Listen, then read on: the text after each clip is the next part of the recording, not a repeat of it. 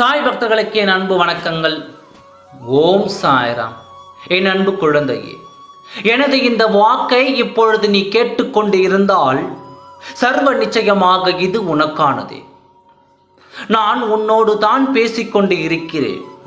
உனக்கான வாக்கினை தான் தரவும் இருக்கின்றேன். இறுதி வரை கீழ் சந்தோஷத்தை சுமப்பாய். ஆம் குழந்தையே, இப்பொழுதே நீ இதை கேட்க நேர்ந்தால் வரும் ஞாயிறுக்குள் உன் இல்லமும் உள்ளமும்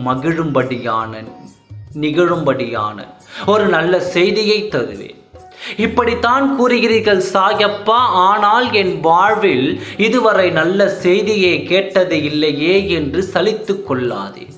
என் அன்பு குழந்தையே, உன் வாழ்க்கை இந்த சாயப்பா தீட்டிய ஓவியம். அதன் அழகை நீ ரசித்துப்பார். அதை உணரத் துவங்கு.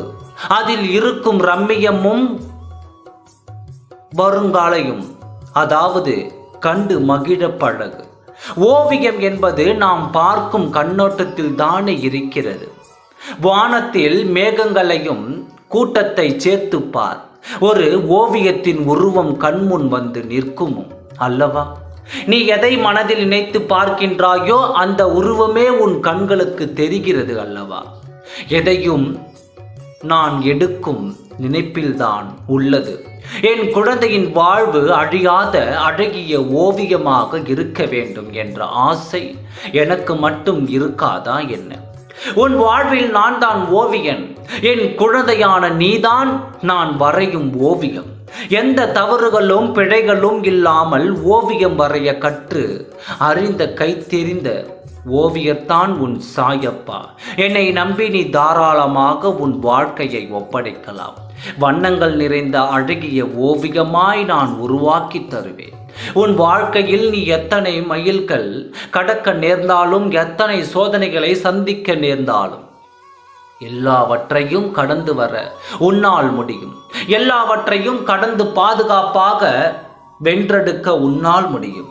ஏனென்றால் கற்றால், காற்றால், தண்ணீரால், நெருப்பாய், ஆகாயமாய் நான் உன்னை சூழ்ந்து உன் இதயத்தின் துடிப்பாய் சுவாசமாய் உன்னையே சுற்றி கொண்டு தான் நான் வாழ்ந்து கொண்டிருக்கின்றேன்.